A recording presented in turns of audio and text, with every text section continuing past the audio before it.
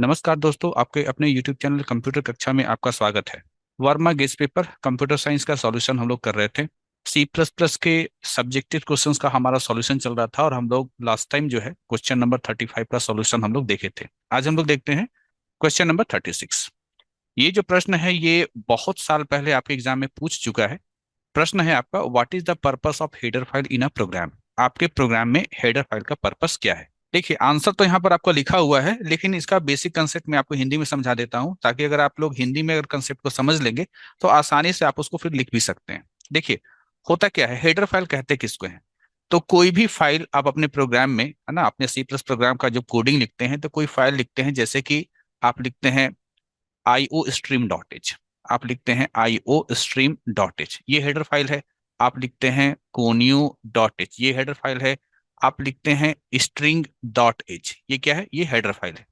इन header file को अपने programme में लिखना जरूरी क्यों होता है? दरअसल होता यह है कि आप अपने सी प्लस प्लस के प्रोग्राम में कुछ रीडमेड टाइप के फंक्शन, कुछ लाइब्रेरी फंक्शन इस्तेमाल करते हैं। जैसे मान लीजिए आप फंक्शन इस्तेमाल कर रहे हैं पॉव फंक्शन, या आप फंक्शन इस्तेमाल कर रहे हैं एसक्यूआरटी फंक्शन। पॉव फंक्शन क्या करता था, ए टू द पावर बी निकालता था। एसक्यूआरटी फंक्शन क्या करता था कि जो भी नंबर आप पास कराते थे उस नंबर का जो है वो स्क्वायर रूट निकालता था। ये जो फंक्शन है ये लाइब्रेरी फंक्शन है, और ये काम खुद ब खुद करता था, बस हम लोग को इसको कॉल कराना होता था। सवाल यहाँ पर पैदा ये होता है कि ये अगर फंक्शन है तो कैसे काम करता होगा। तो इसका जवाब ये है कि इन सभी फंक्शन का अपना कोड होता है, ठीक है। और इन सभी फंक्शन का जो कोड होता है वो उसके उससे रिलेटेड जो हेडर फाइल होता है उसमें स्टोर रहता है। जैसे पॉ और एस के बाटी, ये दोनों मैथमेटिकल फंक्शन है, और इन दो फंक्शन का जो डिफिनेशन है या डिटेल कहिए, ठीक है, साधारण भाषा में, वो math dot H header file के अंदर होता है। इसलिए अगर आप अपने प्रोग्राम में मान लीजिए पॉप फंक्शन या एसक्यूआरटी फंक्शन को इस्तेमाल करते हैं या आप इनको कॉल कराते हैं, तो आपको अपने प्रोग्राम में math dot H header file को इंक्लूड करना यानी शामिल करना जरूरी हो जाता है। तब आप समझ रहे हो कि कोई भी लाइब्रेरी फंक्शन आपका तभी काम करेगा अगर आप उस लाइब्रेरी फंक्शन से रिलेटेड जो हेडर फाइल है उसको आप अपने प्रोग्राम में इंक्लूड करें। तो ये था इसका आंसर, क्यों जरूरी होता है अपने प्रोग्राम में हेडर फाइल को शामिल करना। क्वेश्चन नंबर 37 आपके लिए इंपॉर्टेंट नहीं है, आप इसको मत देखिएगा। What is a compiler directive, ये आपके लिए इंपॉर्टेंट नहीं है। आते हैं हम लोग प्रश्न संख्या 38। What is the difference between keyword and the identifier. ये क्वेश्चन भी जो है कुछ साल पहले आपके एग्जाम में पूछ चुका है कि कीवर्ड और आइडेंटिफायर में अंतर क्या होता है। देखिए, कीवर्ड के बारे में यहाँ पर कहा गया है कि कीवर्ड जो होता है वो आपका स्पेशल वर्ड होता है जिसका स्पेशल मीनिंग होता है, और स्पेशल पर्पस होता है, यानी खास वर्ड जिसका खास मीनिंग होता है और उसका खास पर्पस होता है, वैसे वर्ड को हम लोग कीवर्ड बोलते हैं। कीवर्ड आर रिजर्व, कीवर्ड को रिजर्व करके रखा गया है। एंड आर अ फ्यू, और ये कीवर्ड जो है कुछ संख्या में होते हैं, लगभग 40+ कीवर्ड्स हैं आपके। फॉर एग्जाम्पल यहाँ पर आपको बताया गया है गो टू, स्विच, एल्स, ये सभी क्या है, ये सभी सी प्लस प्लस में कीवर्ड्स है। अब बात करते हैं हम लोग आइडेंटिफायर का। Identifier is the user defined name given to a part of a program like variable, object, function etc। Identifier जो होता है वो यूजर द्वारा दिया गया नाम होता है। जो आप नाम किसको देते हैं, प्रोग्राम में बहुत सारी चीजें आप इस्तेमाल करते हैं प्रोग्राम लिखने के दौरान, जैसे कि वेरिएबल इस्तेमाल करते हैं, ऑब्जेक्ट बनाते हैं या फंक्शन बनाते हैं। तो वेरिएबल को आप जो अपनी मर्जी से नाम देते हो, ऑब्जेक्ट या फंक्शन को जो आप नाम देते हो, इन नामों को आइडेंटिफायर कहते हैं। Identifier are not reserved, identifier reserved नहीं होता है। These are defined by the user and they can have letter, digit and a symbol underscore। ये नाम जो है यूजर के द्वारा डिफाइन किया जाता है, और इन नामों में आप इस्तेमाल कर सकते हैं लेटर, डिजिट और एक स्पेशल सिंबल के रूप में अंडरस्कोर। आप इन चीजों का इस्तेमाल करके कोई भी नाम बनाते हो वो आपका आइडेंटिफायर कहलाएगा। They must begin with either a letter और अंडरस्कोर। जो भी आप नाम देंगे, जो भी वेरिएबल का नाम दें या जो भी आप एरे का नाम दें, वो जो नाम स्टार्ट होगा वो या तो लेटर से स्टार्ट होगा या फिर अंडरस्कोर से स्टार्ट होगा। फॉर एग्जांपल यहाँ पर जिसे दिया हुआ है अंडरस्कोर CHK, ठीक है, ये आपका जो है एक वैलिड आइडेंटिफायर है। चेस लिखा हुआ है, ट्रायल लिखा हुआ है, ये सभी जो है वैलिड आइडेंटिफायर हो गए सी प्लस प्लस में। Question number 39, difference between variable and identifier. Variable और आइडेंटिफायर में क्या डिफरेंस होता है। पहला point, identifier is use to name variable, function, class, structure, union etc। Identifier जो है वो इस्तेमाल किया जाता है वेरिएबल का नाम देने के लिए, फंक्शन या क्लास या स्ट्रक्चर या यूनियन का नाम देने के लिए, ठीक है। जबकि वेरिएबल के बारे में कहा गया है कि वेरिएबल जो हम लोग यूज करते हैं वो मेमोरी लोकेशन का नाम को देने के लिए करते हैं, ठीक है। मेमोरी लोकेशन के नाम को देने के लिए हम लोग वेरिएबल का इस्तेमाल करते हैं। दूसरा डिफरेंस है कि जितने भी आइडेंटिफायर्स हैं वे वेरिएबल नहीं है। ठीक है, आप सारे आइडेंटिफायर्स को वेरिएबल नहीं कह सकते हो, जबकि जितने भी वेरिएबल्स हैं वो आइडेंटिफायर्स होते हैं। Question number 40, differentiate between logical error and syntax error. ये क्वेश्चन भी आपके लिए इंपॉर्टेंट है। लॉजिकल एरर और सिंटेक्स एरर में क्या डिफरेंस है? देखिए, लॉजिकल एरर को इस तरह से समझिए, मान लीजिए आपको कोई प्रोग्राम लिखने के लिए दिया जा रहा है, तो पहले आप उसके बारे में, सॉल्यूशन के बारे में सोचते हैं, आप लॉजिक लगाते हैं। कभी कभी क्या होता है कि आपका लॉजिक गलत हो जाता है, और गलत लॉजिक होने के कारण कोई जरूरी नहीं है कि आपको जो है प्रोग्राम में एरर आएगा, लेकिन आउटपुट आप हो सकता है आपको कुछ गलत मिले। ठीक है, तो इस प्रकार के एरर को लॉजिकल एरर बोलते हैं। यहाँ पर कहा भी गया है कि logical error is the error that occurs of wrong interpretation of logic. आपने गलत लॉजिक लगाया, इसके चलते जो एरर आया, that is logical error. With logical error the code is syntactically correct. आपका कोड सही हो सकता है बट डज समथिंग अनडिजायर्ड, लेकिन आपको कुछ रिजल्ट जो मिलेगा वो अनडिजायर्ड रिजल्ट मिलेगा। अब बात करते हैं सिंटेक्स एरर का। Syntax error is the error that occurs when statements are wrongly written violating rules of the programming language. Syntax error तब आता है जब आप कोई स्टेटमेंट लिखते हैं, सी प्लस प्लस में कोई कोड लिखते हैं जो कि रूल्स को, सी प्लस प्लस के रूल्स को वायलेट करता है ना, रूल्स के विरुद्ध होता है। तो इसके कारण जो एरर उत्पन्न होता है वो आपका कहलाता है syntax error. Question number 41, how is an entry controlled loop different from exit control loop. Entry control loop और एग्जिट कंट्रोल लूप आपस में डिफरेंट कैसे हैं? इस चीज को समझने के लिए आप ऐसे समझ लीजिए, आप दो चीज देखिए। आपने वाइल लूप पढ़ा होगा, ठीक है। वाइल लूप में क्या होता था कि वाइल लूप में आप यहाँ पर कंडीशन चेक करते थे। कंडीशन जब ट्रू होता था तभी आपका वाइल लूप का जो बॉडी है वो आपका क्या होता था, एग्जीक्यूट करता था। जबकि आपने जब पढ़ा होगा do while loop, do while loop में क्या होता था कि ये डू लिखते थे, ओपनिंग कर्ली ब्रेसेस, यहाँ पर हम लोग लूप का बॉडी लिखते थे। ठीक है, यहाँ पर आपका ये कर्ली ब्रेसेस बंद, उसके बाद हम लोग वाइल लिख करके हम लोग यहाँ पर क्या लिखते थे, यहाँ पर हम लोग कंडीशन लिखते थे। यहाँ देखिए कि वाइल लूप में क्या होता है कि एंट्री पॉइंट पर, है ना, एंट्री पॉइंट पर कंडीशन चेक किया जाता है। कंडीशन ट्रू होगा तो बॉडी एग्जीक्यूट करेगा, फॉल्स होगा तो बॉडी एग्जीक्यूट नहीं करेगा। डू वाइल लूप में क्या होता है कि पहली दफा बॉडी एग्जीक्यूट कर जाएगा, और इसका जो एग्जिट पॉइंट है, मतलब अंत है ना, अंत अंत में जाकर के यहाँ पर क्या होता है, कंडीशन चेक होता है। अगर ये कंडीशन ट्रू होगा तो अगेन ये बॉडी एग्जीक्यूट करेगा सेकंड टाइम के लिए, अदरवाइज ये बॉडी एग्जीक्यूट नहीं करेगा। तो यहाँ जो वाइल लूप है ये एग्जाम्पल होता है किसका, ये एग्जाम्पल होता है, या आप कह सकते हैं कि ये एक एंट्री कंट्रोल लूप कहलाता है, जबकि जो डू वाइल लूप होता है वो कहलाता है हम लोग का एग्जिट कंट्रोल लूप। तो वाइल लूप और डू वाइल लूप के जो वर्किंग को देख करके आप इसका जो है आंसर लिख सकते हैं कि एंट्री कंट्रोल लूप और एग्जिट कंट्रोल लूप में डिफरेंस क्या होता है। चलिए, यहाँ पर जो आपका आंसर दिया हुआ है वो मैं आपको यहाँ पर पढ़ के सुना देता हूँ। In an entry control loop the loop control is evaluated at the entry point of the loop. ठीक है, लूप कंट्रोल को मतलब जो कंडीशन वगैरह चेक होता है वो हम लोग एंट्री पॉइंट में ही चेक करते हैं। हाउएवर इन अ एग्जिट कंट्रोल्ड लूप, जबकि एग्जिट कंट्रोल लूप में क्या होता है, the loop control is evaluated at the exit point of the loop. Exit control loop में जो एग्जिट पॉइंट होता है ना, अंत में, वहां पर जाकर के हम कंडीशन को चेक करते हैं। If the loop control condition is falls in the beginning the entry control loop is never executed. अगर एंट्री कंट्रोल लूप में क्या होता है कि शुरू में ही कंडीशन अगर फॉल्स हो गया तो ये बॉडी कभी भी एग्जीक्यूट नहीं करेगा। However the exit control loop would be executed at least once. जबकि एग्जिट कंट्रोल लूप में क्या होता है कि अगर कंडीशन जो है एक बार, मतलब शुरू में ही गलत अगर हो गया तो भी कम से कम एक बार उसका जो बॉडी है वो एग्जीक्यूट कर जाता है। क्वेश्चन नंबर 42 उतना इंपॉर्टेंट नहीं है, तब भी यहाँ पर जान लीजिए। सी प्लस प्लस में स्टोरेज क्लास कौन कौन से होते हैं आपको बताना है। चार होते हैं, ऑटो होता है, एक्सटर्न होता है, स्टैटिक होता है और रजिस्टर होता है। प्रश्न संख्या 43, आसान सा क्वेश्चन है, इंपॉर्टेंट तो नहीं है। यहाँ आपसे कहा जा रहा है कि सी प्लस प्लस में दो बिल्ट-इन डेटा टाइप के को लिखना है। ठीक है, अब देखिए बहुत सारे स्टूडेंट बिल्ट-इन डेटा टाइप नहीं जानते हैं। देखिए, फंडामेंटल डेटा टाइप आप जरूर पढ़े होंगे। फंडामेंटल डेटा टाइप को ही हम लोग जो है बिल्ट इन डेटा टाइप कहते हैं, जैसे कि इंट हो गया, फ्लोट हो गया, कैर हो गया, डबल हो गया। तो यहाँ पर आपको केवल दो का ही नाम लिखना था। प्रश्न संख्या 44 यानी question number 44, why is main function special, give two reasons. Main function जो है स्पेशल क्यों होता है, आपको दो रीजन देना है। आंसर देखिए, यहाँ पर बताया गया है कि whenever a C plus plus program is executed only the main is executed. जब भी सी प्लस प्लस प्रोग्राम को हम लोग एग्जीक्यूट करते हैं तो केवल आपका मेन फंक्शन ही एग्जीक्यूट करता है। That is execution of program start and end at main. इसका मतलब ये हुआ कि आपका जो प्रोग्राम है, सी प्लस प्लस का प्रोग्राम है, वो स्टार्ट भी होता है मेन से और उसका अंत भी होता है मेन से। The main is the driver function of the program. आप जो भी प्रोग्राम लिखते हैं उसका ड्राइवर फंक्शन कहलाता है मेन, क्योंकि वही जो है आपके प्रोग्राम को स्टार्ट करता है।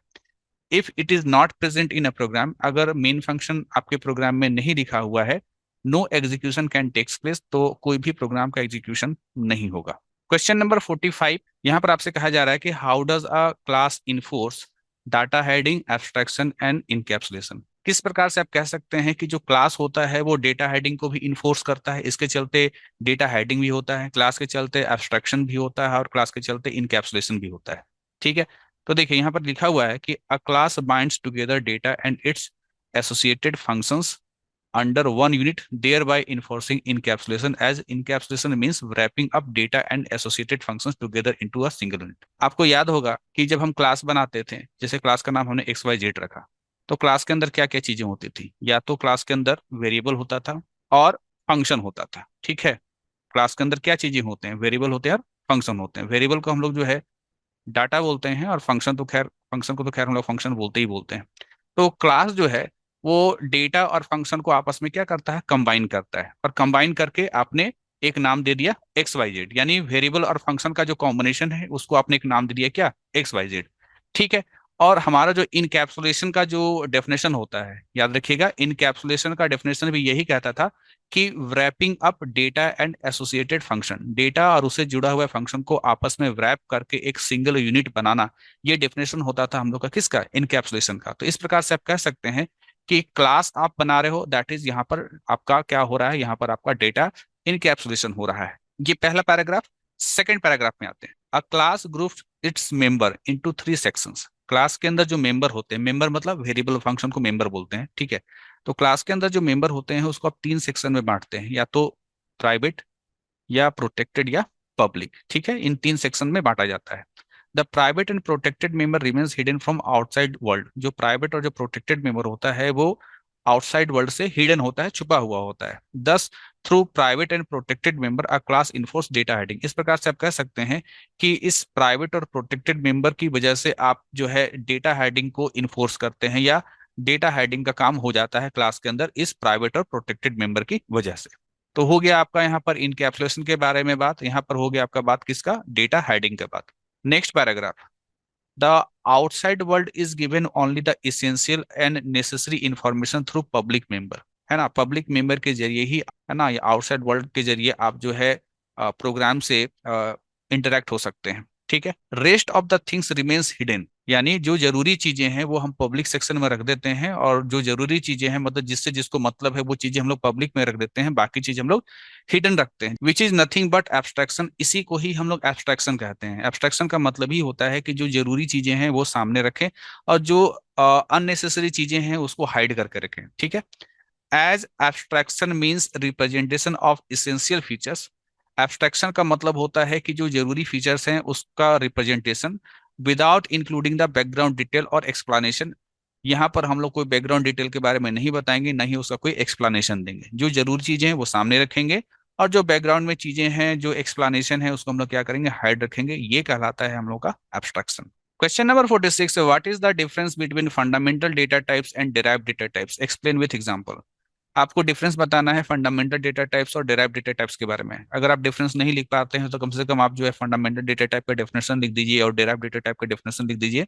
देखिए, फंडामेंटल डेटा टाइप के बारे में कहा गया है कि fundamental data types are those data types which are not composed of other data type. एक ऐसा डेटा टाइप जो दूसरे किसी अन्य डेटा टाइप के मिलने से ना बना हो, उसको हम लोग फंडामेंटल डेटा टाइप कहते हैं। ये पांच होते हैं, आपकी बुक में भी पढ़ाया गया होगा कौन कौन सा: वॉइड, कैर, इंट, फ्लोट और डबल। डिराइव डेटा टाइप के बारे में कहा जाता है कि derive data type are those data type which are composed of, है ना, composed of fundamental data types.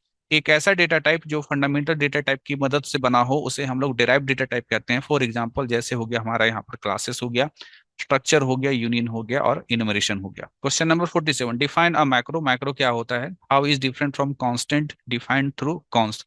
ये आपके कांस्टेंट से किस प्रकार से डिफर होता है, यानी कांस्ट के जरिए जो आप कांस्टेंट बनाते हैं उससे किस प्रकार से डिफर होता है। ठीक है, देखिए, कांस्टेंट बनाते हैं कांस्ट की मदद से। ये क्या कर रहा है? ये कह रहा है कि अगर आपने लिखा const int A is equal to 30, इसका मतलब ये हो गया कि ए जो है ना ये कांस्टेंट है, जिसका वैल्यू 30 हमेशा के लिए क्या हो गया? हमेशा के लिए फिक्स हो गया है। ए का वैल्यू को आप चेंज नहीं कर सकते हैं। ठीक है, साथ ही साथ आप यहाँ पर ये भी देख रहे हैं कि जो भी आपने कांस्टेंट बनाया है उसका हम लोग को उसका डेटा टाइप लिखना पड़ता है। ठीक है, उसका हम लोग उसका डेटा टाइप लिखना पड़ता है। ये हो गया कॉन्स्ट। अच्छा, यहाँ पर बात कर रहा है कि मैक्रो क्या है। देखिए, शायद आप पढ़े हो, हैश डिफाइन पाई 3.14, ये हो गया मैक्रो डेफिनेशन। जहां पर हैश डिफाइन लिख करके हम यहाँ पर पाई नाम का एक कांस्टेंट बना रहे हैं, जिसका वैल्यू क्या हो गया, 3.14 हो गया। अब आप यहाँ पर गौर कीजिएगा कि यहाँ पर मैंने कोई डेटा टाइप का इस्तेमाल नहीं किया, यहाँ पर मैंने नहीं लिखने गया है, यहाँ पर मैंने नहीं लिखा है कि फ्लोट है ना या इंट, ऐसा कुछ नहीं लिखा। जबकि जब कॉन्स्ट आप बना रहे थे ना, कॉन्स्ट की मदद से कांस्टेंट बना रहे थे, तब आप यहाँ पर डेटा टाइप इंट को लिखे थे। इन्हीं दोनों के बीच में डिफरेंस आपको यहाँ पर बताना है। ठीक है, पहले तो बताना है माइक्रो क्या है, फिर बताना है इन दोनों के बीच में डिफरेंस। देखिए, a micro refers to a hash defined definition. Micro का मतलब होता है हैश डिफाइंड डेफिनेशन, यानी इसके बारे में कह रहा है that is use to define word to enhance readability and understandability. हम हैश डिफाइन का इस्तेमाल इसलिए करते हैं ताकि मेरे प्रोग्राम में रीडेबिलिटी बढ़ जाए। जैसे मैं कहीं पाई लिख दूं, तो पाई का जनरली लोग मीनिंग जानते हैं कि पाई का मतलब वही पाई आर स्क्वायर वाला पाई है। तो पाई का मतलब जो है लोग चूंकि आसानी से जानते हैं, तो हम अपने प्रोग्राम में पाई इस्तेमाल करें तो तुरंत समझ जाएं कि पाई मतलब 3.14। तो इसलिए हम लोग यहाँ पर क्या है, हैश डिफाइन प्री प्रोसेसर का इस्तेमाल करते हैं और इसी को हम लोग माइक्रो कहते हैं। Before compilation the processor replaces every occurrence of micros as per definition. इसको ऐसे समझिए कि जैसे मैंने यहाँ पर लिखा है हैश डिफाइन पाई 3.14, जब हम प्रोग्राम को कंपाइल कराएंगे ना, तो जहां कहीं भी पाई लिखा हुआ मिलेगा उस प्रोग्राम में, मेरा कंपाइलर उसको जो है पाई को 3.14 से क्या कर देगा, रिप्लेस कर देगा। ठीक है, प्रोग्राम रन करने से पहले। ठीक है, ये बात यहाँ पर कहा जा रहा है। जैसे यहाँ पर एग्जाम्पल के तौर पर बताया गया, अगर मैंने लिखा है हैश डिफाइन EOF 0, ठीक है, EOF 0, जैसे मैंने लिखा है पाई इक्वल टू 3.4, इस तरह से लिखा है EOF 0। तो यहाँ पर कह रहा है कि जब आप प्रोग्राम को कंपाइल कराएंगे तो will replace every occurrence of EOF, यानी जहां जहां EOF लिखा हुआ प्रोग्राम में पाया जाएगा, वो रिप्लेस कर दिया जाएगा किसके द्वारा, 0 के द्वारा, विद इन प्रोग्राम के अंदर। ठीक है। अब micro is a pre processor directive. Micro जो होता है वो प्री प्रोसेसर डायरेक्टिव होता है and is text replaced during compilation. जो क्या होता है कि जब आप प्रोग्राम को कंपाइल करते हैं तो वो जो वर्ड है ना, वो वर्ड हट जाता है किसके से, उस वैल्यू से। ठीक है, जो वैल्यू आपने यहाँ पर लिखा है उससे क्या हो जाता है, उससे रिप्लेस हो जाता है। इसी को कह रहा है टेक्स्ट रिप्लेस्ड, है ना। Whereas const is a type identifier having constant value. जबकि जब कॉन्स्ट के बारे में जब हम बात करते हैं तो ये क्या है, ये हमारा टाइप आइडेंटिफायर है। मतलब देखिए यहाँ पर मुझको टाइप बताना पड़ा है ना, और ये ए क्या है, ए एक आइडेंटिफायर है। तो कॉन्स्ट जो है एक टाइप आइडेंटिफायर है जिसमें एक कांस्टेंट वैल्यू भी हम लोग क्या करते हैं, स्पेसिफाई करते हैं। Other major differences between macro and constant are. दो और डिफरेंसेस क्या है, देखिए कांस्ट के बारे में कहता है कि const object is subject to scoping rule for a variable, whereas a hash define is not. जब हम यहाँ पर ये const int A equal to 30 लिखते हैं तो इसके हम स्कोप के बारे में भी बात करते हैं कि ये ग्लोबल है कि लोकल है। ठीक है, जबकि हम लोग हैश डिफाइन लिखते हैं तो यहाँ पर ग्लोबल लोकल के बारे में कोई बात नहीं होता है। दूसरा, the compiler does not type check a micro. जो कंपाइलर होता है वो टाइप चेक नहीं करता है माइक्रो के केस में, जबकि कांस्ट के केस में वो टाइप चेक करता है। मतलब ये चेक करता है कि कांस्टेंट के केस में कि वो इंट है कि फ्लोट है कि कैर है, जबकि माइक्रो के केस में कोई चेकिंग नहीं होता है कि इंट है कि फ्लोट है कि कैर है। ये बात यहाँ पर बताया गया है। तो देखिए ये जानकारी रख लीजिएगा, बहुत ज्यादा इंपॉर्टेंट तो नहीं है। हाँ, माइक्रो क्या है ये आपके लिए इंपॉर्टेंट हो सकता है या इंपॉर्टेंट है, लेकिन ये जो सेकंड पार्ट है ना, जहां आपसे पूछा जा रहा है कि कांस्टेंट जो कि डिफाइन किया गया है कॉन्स्ट से, उससे जो माइक्रो है किस प्रकार से डिफरेंट है, ये आपके लिए उतना इंपॉर्टेंट नहीं है।